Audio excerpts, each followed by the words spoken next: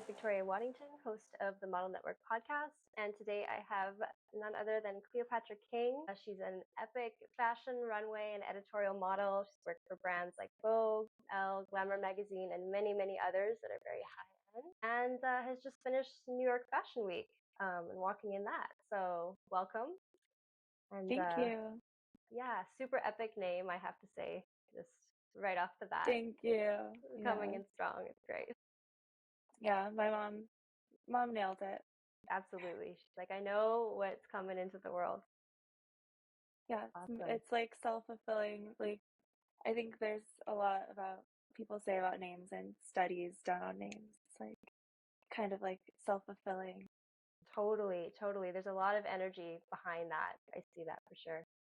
So how was Fashion Week? And like your last couple of weeks has probably been a whirlwind. I can only imagine. Yeah. Every fashion week is so different, and this is no different.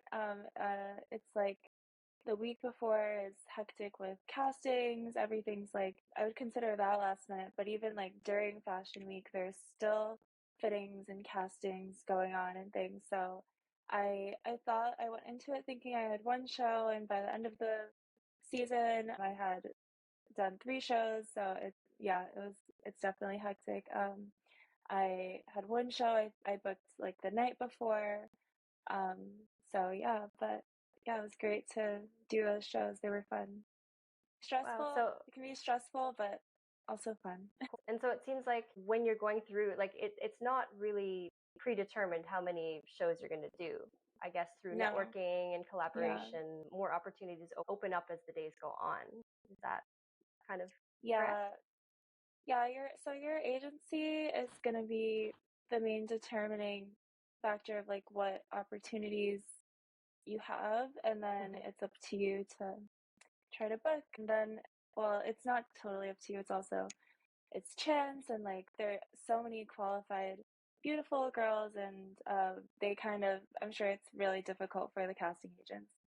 Yeah, you hope that you get something. I've also like over the years, I try not to put too much emphasis on it. Like if you book like the shows you want or not, like it's not like gonna make or break you. Like it's nice to get those bigger shows, but yeah, it's any model will tell you that it's like a love-hate relationship with Fashion Week, and it's not always the best pay for the shows. And so like some models just skip it all together, and yeah, sometimes it's worth it, sometimes people might have different opinions, but for now I do enjoy it, and it's only twice a year, so I'm like, I'll stick it out.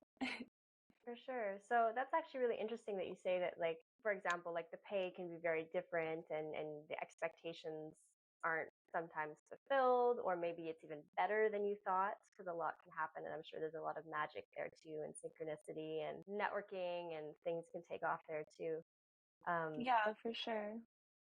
Can you speak a little bit more on, I guess, maybe your experience with maybe like a positive thing that's kind of happened, or like basically surprises or things that maybe make you feel like you rethink Fashion Week in the future? Yeah, I think like the positives is like that the hope is that you get like good exposure. That's like kind of like a joke in like the modeling world, like do it for exposure, like you're getting paid in exposure, and where like exposure doesn't pay the bills, but it is nice to have, and it also helps you build. Like if I do a show that's featured on like Vogue Runway, or it's like a official Fashion Week show, then I can put that on my models.com profile, and it does help build your model resume in a way, so that's nice.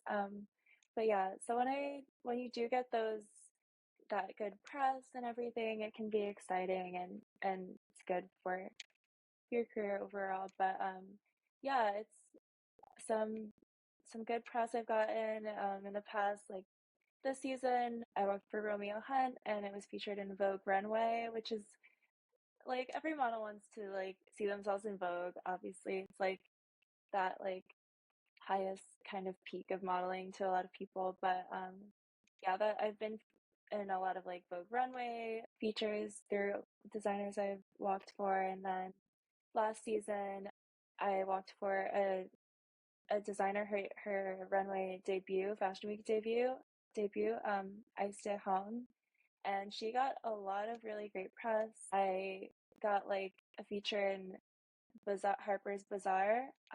They did like a hair trends of Fashion Week, and I was like one of the hair trends of Fashion Week as like a caramel balayage, and I was like I color my own hair. That's like pretty high praise from Harper's Bazaar.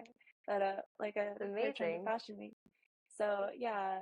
She also was in like Elle and a lot of other good magazine press. So yeah, that's always exciting to see like that kind of like recognition, and yeah, that can be like kind of like motivating. And How would you define, I guess, for yourself, kind of success in this industry? And also, if you can kind of speak to maybe any ideas that you've seen other people, like maybe illusions of success that other people getting into the industry might possibly have, just based on your own personal experience of actually working in modeling. yeah, I think like again, like gonna be different for everyone. Yeah, but for me, I feel like a success as a model just because I've been able to work full time as a model for like such a long time, almost 10 years. And a lot of people, like when they meet me and they're like, you model? I think like almost every time they are like, is that what you do full time? Or um, I think they expect most people like do it on the side or as a hobby, but I feel like lucky to have made this a career and just been able to focus on modeling. And yeah, so that's made me really happy. I just like I like the job. I just feel happy to like be doing it really, and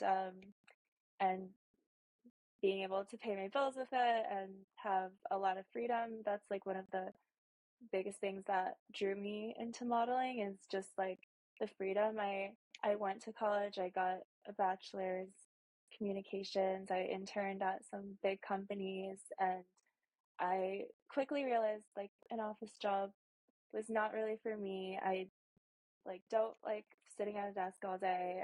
Modeling gets me like to meet.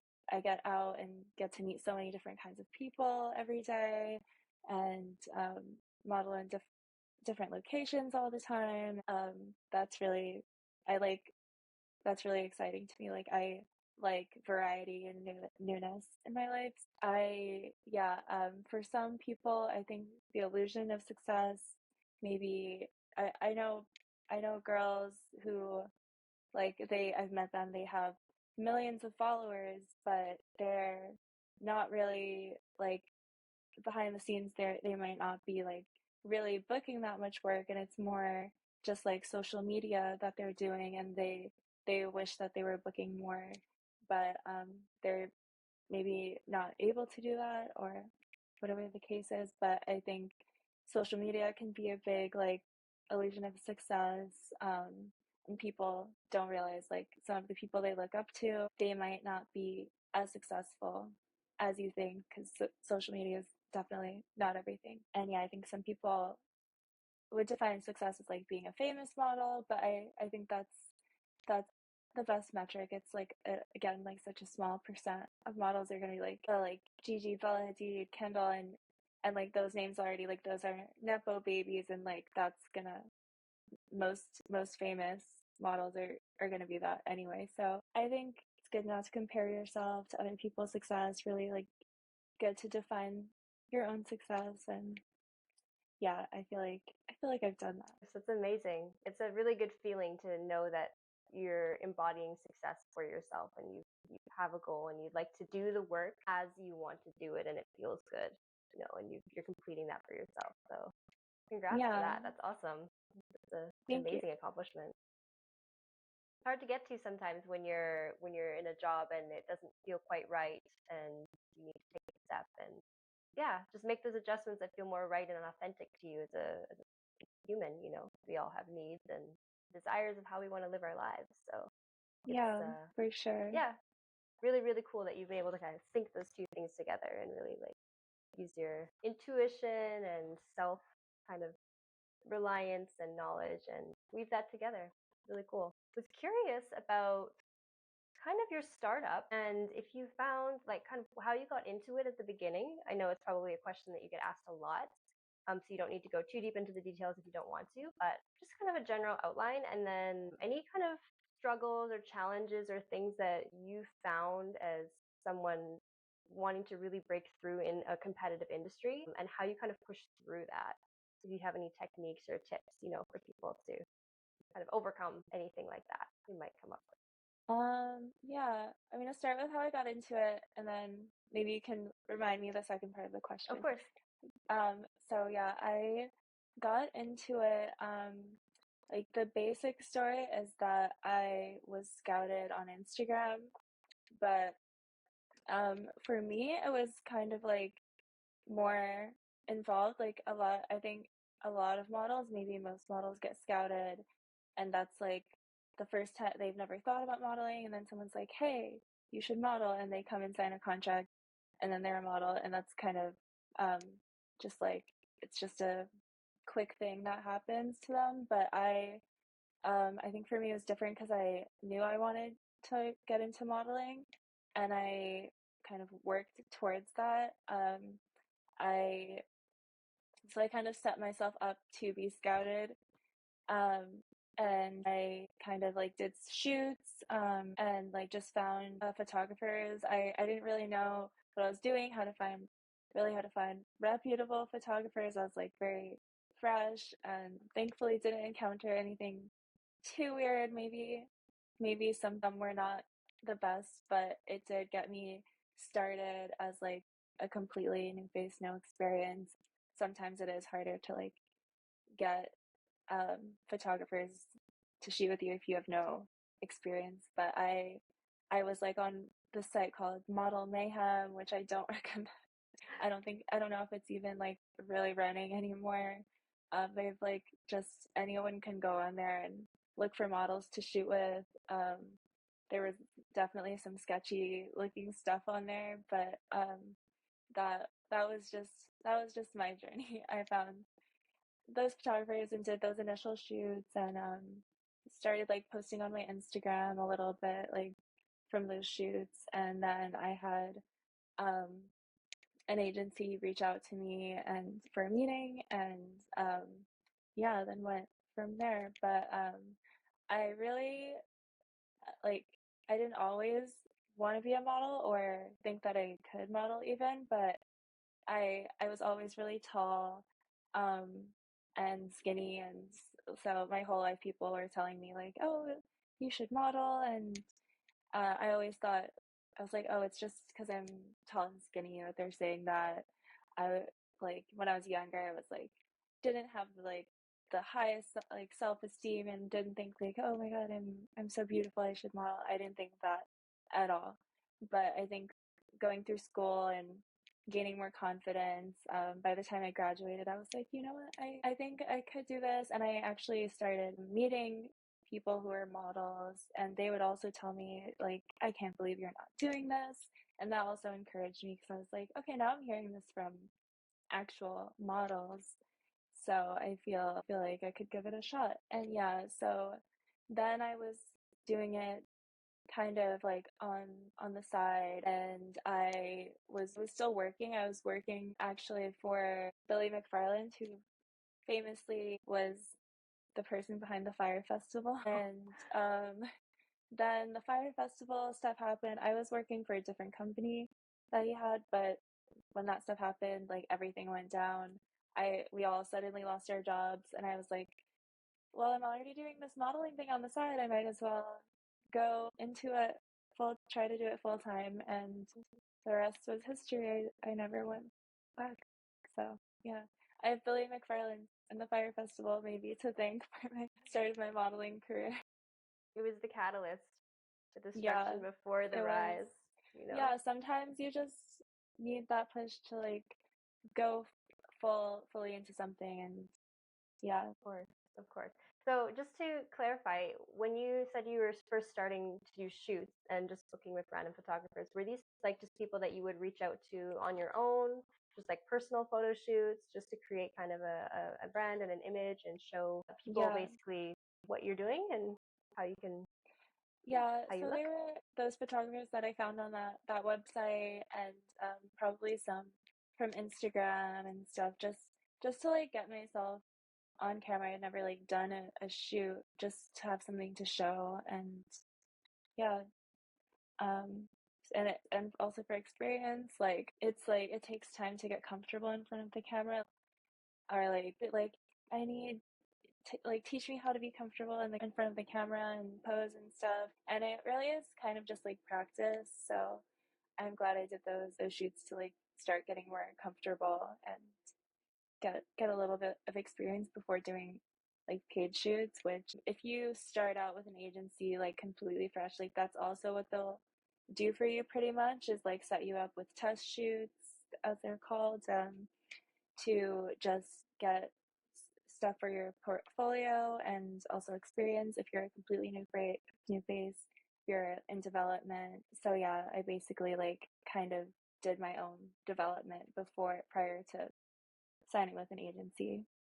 For sure. Kind of like exposure therapy. You just throw yourself Yeah. in and get Yeah, comfortable. pretty much. Yeah, yeah, that's awesome.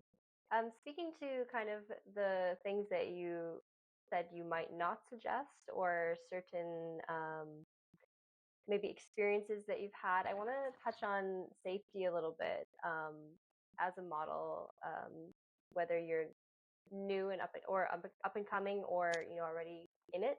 What do you feel like some red flags kind of are, and if you've had any experiences that you can kind of share to shine light on just what could happen um, as Yeah. somebody, like what to expect, I guess you could say. Yeah, I feel like I've been very lucky to not have had any like too bad experience with model. I know a lot of models unfortunately face like a lot of sexual harassment and things like that, and I think that's something that people should definitely look out for. Like you should never ever feel uncomfortable like in in a way that you think someone is hitting on you or something like that. I think like remember one casting, the designer was just like staring at my chest the whole casting, and yeah, that was. I feel like that's something that should never happen. And you should always,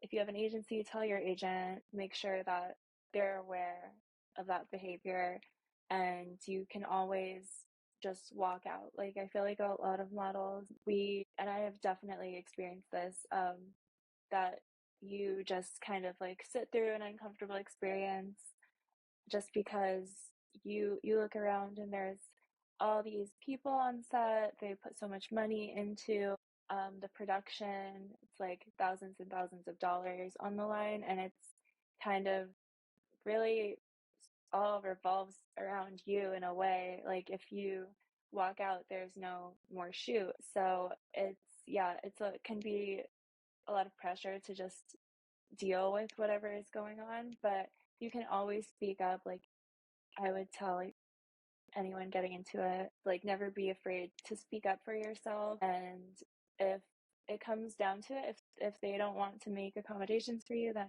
you can always walk out. Like no job is worth your like discomfort. So yeah, I think that's really important. But red flags, I think having an if you have an agency, that's gonna help to avoid a lot of like the scams and stuff, obviously. But if you're freelance, there's definitely a lot more to look out for. Like I even still get like I get emails constantly of like that are like, "Hi, we are from Nike and we have a photo shoot we're doing." And I don't know exactly what the scam entails. I haven't like gotten that far, but I think sometimes they pretend to send you money and then you send them money back. Something like that. But I think yeah, definitely never send anyone money ever. And yeah, just look for like professional looking email. Always like make sure that you check the email. It's like coming from an actual like reputable email, and that they can link you to like they can show just prove that they're a real company. And yeah, I think it's just like subtle things sometimes. Like I can tell an email is like a scam from a mile away, just like the wording is can be off, or yeah, for some reason a lot of the scam emails I get are say like no experience needed. I don't think most jobs would say that. I think that's how they wrote people in, because maybe they want like someone who has never modeled, and they want to get them with that like promise of like working with a big brand. But yeah, those are definitely scary. I'm like, I don't know what, I hope this isn't like some trafficking thing, or it's even if it's stealing people's money, that's bad. So yeah, looking out for scams, looking out for your safety, making sure you're not in uncomfortable situations. Yeah, I think those are like some big ones. Totally, totally. I love what you spoke on about how even though there can be so much on the line, like so much money, so much work, huge teams coming together, you still have the power to walk out.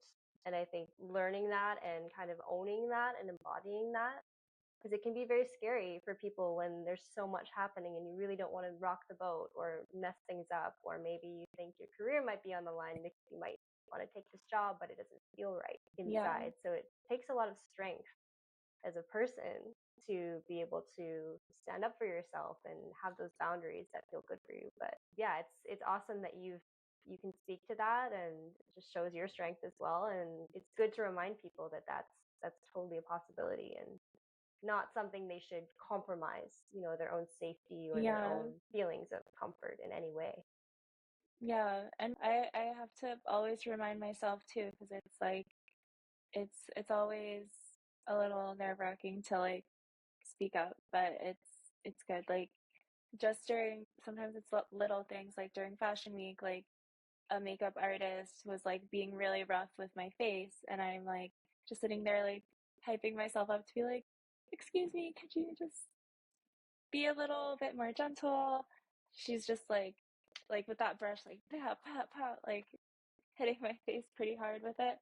So I was like first like gauging, like let's see if she's gonna, if it's just for a couple seconds I can sit through it, or if it's gonna be like for the next hour I have to deal with that, I can't deal with that. But yeah, I've just sat through it in the past, but now I'm like, I work up the courage. I'm like, sorry, can you just be a little more gentle? And most people will take the feedback well, some won't. That's also what makes it a little nerve-wracking, because some people will take offense to it, like just tell you like, I've been doing this, I'm doing what I've always done, like don't tell me how to do my job.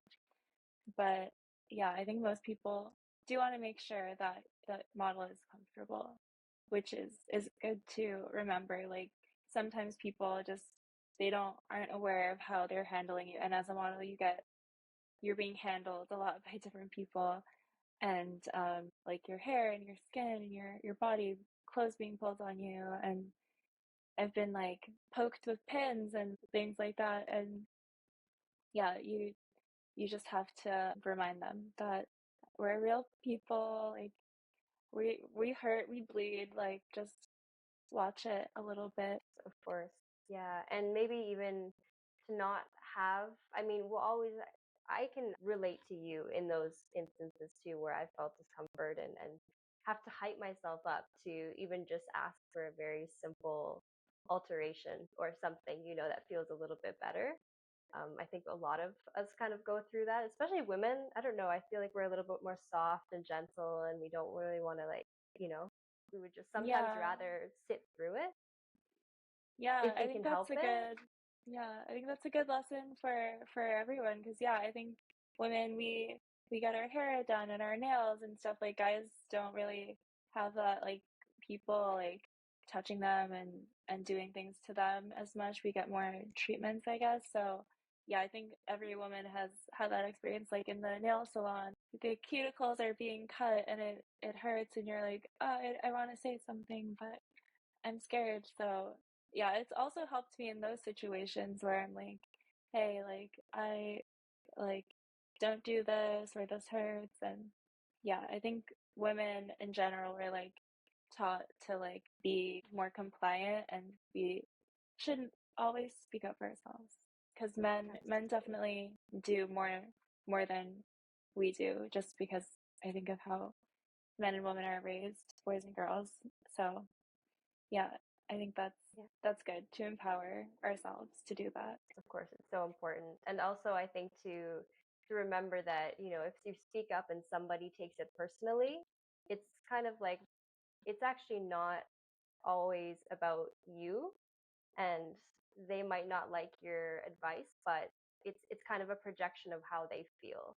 But it's not so much about you like asking them to change, but it's about maybe how it hurts their, like you were saying, like, oh, I've been doing this brush stroke for 10 years. I've been doing this the same way, but it's Yeah, it's their almost more ego. of a them problem or their ego that's just a little bit bruised as opposed to. Yeah, Yeah. I think a lot of people just get defensive when they're told they're doing something wrong, but I think if um you're involving another person, you should always take their comfort into consideration. So, yeah, don't worry about their hurt feelings, worry about yourself. Yeah, put yourself first. Yeah, that's such good advice. I wanted to kind of touch on something similar, and it's just about how you kind of maintain the integrity of your health. And I know that we spoke briefly before, and you wanted to talk a little bit about hair specifically. And so I feel like it's a really good segue between, like being treated well and how you can treat yourself well, and just kind of reflections on those, yeah, things like skin, hair, whatever you feel like you'd like to talk about in that regard. Yeah, I mean, hair is a big thing just for me as a biracial Black woman. That's like just a huge topic in itself. Just like on set, there isn't as much training that goes into dealing with textured hair. So I've experienced like countless horror stories. That's really like where it's like probably my biggest thorn in modeling has been like how my hair is treated. And I think a lot of Black models feel the same way. And it's just really unfortunate that the training hasn't been there. I think in New York, in the past couple of years, they created a law or just a new standard that all hair schools, or I don't know what they're called, but they have to have training in textured hair. So it's pretty crazy that that's only happened recently, that they could get away with only handling like white and like not textured hair basically. But I've talked to hairstylists that have told me that were trained before that passed, that they will learn like how to do cornrows, for example, but they'll learn how to do it on a mannequin that has silky straight hair. So then that's very different going to a shoot and you have a model with, or B4C hair, which is like the tightest coil curly hair, and it's a like night and day experience. You actually, if you know how to only braid straight hair, you cannot braid curly textured hair. So yeah, just hearing stuff like that is like so shocking to me that they don't get those experiences. Like I feel like a lot of resentment when I'm in the hair and makeup chair and I have a hairstylist that isn't able to give my hair the kind of treatment that I know that I need and that I deserve, because I deserve the same treatment as like any other race of model. But at the same time, then I hear these things that they're just like they're not trained, and the issue is really systemic. And I'm glad to hear that it's changing. So hopefully in like 5-10 years, once the people who have been trained after that new law are out in the field, then hopefully things start changing more. But that's just New York, so it needs to keep getting better. There needs to be that training. And yeah, even just like sentiment around hair, natural hair, that's been changing. But I've also experienced a lot of like microaggressions of things hairstylists have said to me, that they say like my hair is messy, or like they ask me like, wouldn't you dye to have straight hair? And I'm like, no, I love my hair actually. Even recently, like I had an experience where I had a hairstylist that was doing my hair. One thing that I really get peeved about, and I try to like alert even clients before I even get on set, that I don't want my natural curls like re-curled. Sometimes they'll take a curling iron and take every curl and give it like a different texture kind of curl, so it's a little bit like looser and smoother, but that's not my texture of hair. I want to embrace my natural hair texture, so I whenever the curling iron comes out, I ask them, are you just going to like retouch some curls, or are you going to like redo the whole head, which I don't approve of. And I had this shoot where we were kind of behind on time, so I didn't push back as much as I normally would, and they did recurl my whole head. But then later in the day, when we had more time, I was like, "Hey, I'm just curious, like why you decided to do that, because I really like working with my natural texture." And she told me that the vibe of the shoot was rich and fancy, so they couldn't use my natural texture.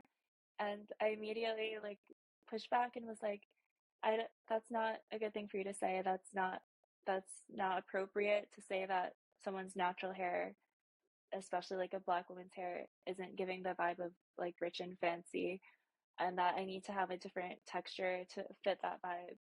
So I did like tell my agent, and they relayed that back to the client, which I'm glad that they stuck up for me. But it's, yeah, something I shouldn't have to deal with stuff like that. So yeah, I think that things need to change with the training, and also people's sentiment towards just like seeing the beauty in Black people and Black features. And hair is a big thing that like we've always struggled with. So I think it is getting better. It's I do a lot of so many clients, luckily, that like love my natural hair and want to feature it. And I actually very rarely like have anyone want to straighten it and things like that. It is nice, and I try not to let those few experiences ruin it, but it's, yeah, something to keep an eye on, especially if you're a model with textured hair. Just, yeah, like back to the comfort thing, just like speaking up for yourself. I always make sure that they're using heat protection and that they're not going to do anything that I'm not comfortable with my hair. So yeah, and just like, yeah, that, like, you touched on health, like that will help your hair health if you're not letting people just do whatever to like your hair and your skin and things. Just like, yeah, continue sticking up for yourself. It's so good to hear that, like, obviously that's okay and you should, but from hearing that that's what you've been doing, it kind of gives permission for everyone else as well, to be able to say, hey, it's okay, like I actually don't, it's okay that I feel this way, and it's okay that I voice that I don't actually want my hair to be treated this way in that way. Because I think a lot of the times, like, people can kind of, especially newbies or new people going into the industry, like they just kind of get used to what, like, the experience, and like, oh, this is what it's going to be like. Oh, I have to, I have to deal with this, I have to deal with that. I kind of have to release all of my attachment to my physical attributes in a way, so, but Yeah, you don't have to, which is really, really, really great to hear. yeah, definitely. That's awesome. I noticed that you had a TikTok and you're posting a lot about just like health and wellness as well. And I just wanted to know kind of what that, why you were inspired to do that, and just how important it is for you and how much you actually integrate that into your Yeah, I actually got into TikTok at the start of the pandemic. I think like a lot of people, I think that's when a lot of people got into TikTok, just like boredom and time on our hands. And then I like very quickly, like I think one of my first few posts got like several million views, which was just like very overwhelming to me and very like weird. I'd never experienced anything like that. And I then I had another video, same thing happened like shortly after, and I was had TikTok reach out to me. They had something called the Creator Fund, and I think it was the Creative Learning Fund, and it was like $1 billion fund that they had, that they were just gonna find all these creators that they thought would make good content and pay them to make content. specifically like that people could learn from. I think they were trying to like break into more like competing with like YouTube and having more videos that were not just like random entertaining things like that people could sit down and like learn something. That's when I started making more like videos geared towards like health and wellness. I yeah, I had to do like I had a quota and I would crank out those videos. And I still then it ended at some point. I had a time period that I was in that the creative learning fund, and that was a really good experience. I didn't really keep up with those kinds of videos. I kind of just like started going back to making like random, like funny or like transition videos or cute videos. And yeah, I actually like I ended up getting like around 60,000 followers. But I never really found my niche, and it's still something that I want to like get into, just like maybe getting more consistent with it. Yeah, so I feel like yeah, that's something I want to try to do in the future. For sure, for sure. And you can always integrate so many different aspects of yourself in different creative ways and still represent yourself as a model, but with all these other beautiful attributes as well. Which is really, Yeah. yeah, it's a good thing I think to keep in mind as well. Like you don't have to segment yourself into being one sort of way or image. You can really be all of it, an Yeah. expression of yourself. Yeah, I think And that's what I would do. Like I think some people are they have a niche and they talk about the same thing with in all their videos, and then there's creators who are more just like lifestyle and they talk about just whatever is on their mind and show people like what they're doing day to day. I feel like that's something I would try to break into, but yeah, you have to be consistent, and it's like it's a whole other job really. Like this is some people's full-time job. So like I I already have modeling, but I do have like free time when I'm not casting or shooting that I could do more, get more into social media. So yeah, definitely in the yeah, future. for sure. Do you have any like really changing topics one more time? Do you have any memories, like really favorite memories, or is there a crazy story or something that just like when you think about all of your experiences up until this point, if there's one kind of highlight moment that makes you either like laugh a lot or you're just like, oh my God, that happened, or just something that maybe feels really gratitude bringing or just something, just special. I'm just curious to hear, you know, part of Uh, your experience just for fun. yeah, I mean, Yeah. yeah, like modeling, it's like I said, I enjoy it because it's always something different, and I have so many like different memories. And yeah, I don't know if there's like one specific one that stands out. Like it's been just so many. But yeah, the past couple years, like I've done shoots. Like I had one shoot that was at Coney Island, and we're like shooting on a roller coaster, like just and you don't get the shot in the first time, so we had to go again and again and again on this roller coaster. And I even started feeling sick.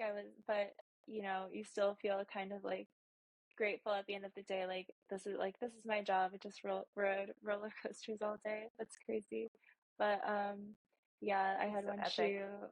Yeah, it was fun. And I had a shoot where I was working with like rescued anacondas, and I was like holding an anaconda like Britney Spears style, like a 50-pound anaconda on my neck. I was like sore after. It's like crazy. And yeah, just shoots where I don't know, it's just like always something different happening. Like I think the most memorable things though are just like the people that I meet and like being on set when you're all really vibing. And I've made friends on set before, and that's always really nice to like make new lasting connections just like through work, because a lot of people are like not friends with their colleagues, but like I luckily have like hundreds of colleagues, so I feel like I have more chance to like meet cool people that like I really vibe with.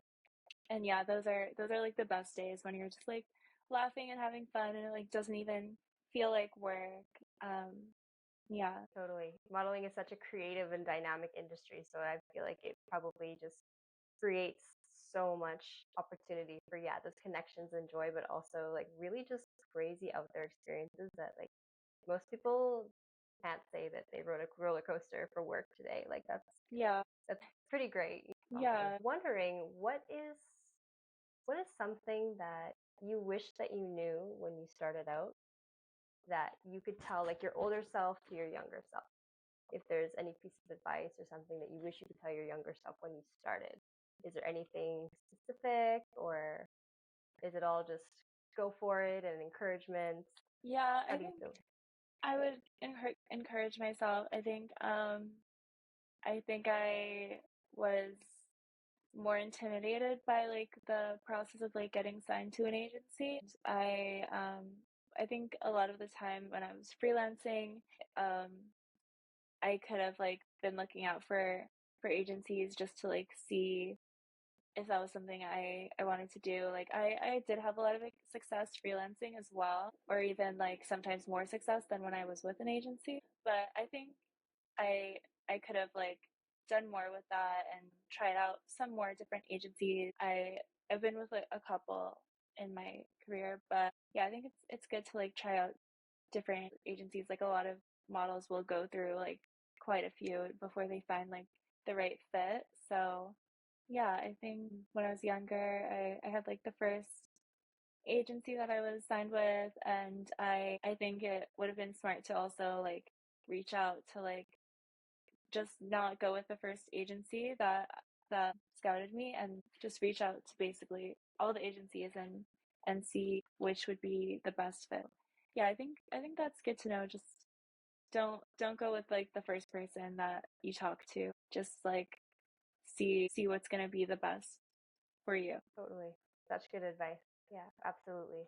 Is there anything that you would like to kind of touch on just personally as we kind of wrap up here? Anything that kind of comes to your heart or your mind, or something that you just feel like, sharing, um, yeah, about anything really? Um, I don't know. I think yeah, I just think modeling it's a kind of crazy career to get into. It's a lot of unknown and just like trusting the process. And I think yeah, I think it's good to just like trust yourself and just feel good about yourself. Don't give into any kind of pressures. I know like for a lot of models like weight is a big thing. Like don't let anyone pressure you into like not doing something that doesn't feel good to you, like losing weight, or because there are different categories. If like you can be a straight size model or plus size model. There's more like commercial jobs where you can be in between. And yeah, I don't think everyone needs to be like a stick thin like runway model. That's not realistic. Yeah, it's just like a lot of the toxic things that people think of in the industry. I think we can all push back on and just try to make things better for everyone and just be good role models because we are pushing out like an image to the world of like beauty standard. I think yeah, things are getting better. Like I think things are not so highly edited, and sometimes you see more like skin texture and like body curves and wrinkles and things like that, which I think is nice. And we're all unique and like have different body quirks and things. I think that's beautiful. Yeah, I think it's nice to see that things are changing, and I hope that continues. And yeah, I have a lot of love for the industry, like a lot of issues with it, but overall, like I think if it's something people want to get into, it's can be really rewarding and fun, and just like yeah, just as long as you're aware and of the potential pitfalls and you look out for yourself, I think that you could really do really great with it. Yeah, that's amazing advice for sure. Where can people find you if they like follow you and follow your career and your journey, and just see your art and everything like that? I am AKA Cleo on all platforms, Instagram and TikTok. Yeah, so that's me. Cleopatra, aka Cleo. Amazing, amazing. Thank you so much for coming on and for your time and expertise and care. I can really tell that you're deeply passionate about this career, but you're also very considerate and caring about how it's done well and empowerment and all the little things that are important, especially as a woman, to go into this industry because Thank there's a lot to you. consider. And yeah, you're a really good representation of the good things to remember. And Yeah. yeah, Thank you. yeah, really, really looking forward to following your journey in the future. Yeah, it was so nice to meet you. So nice talking with you. Yeah, thank you again.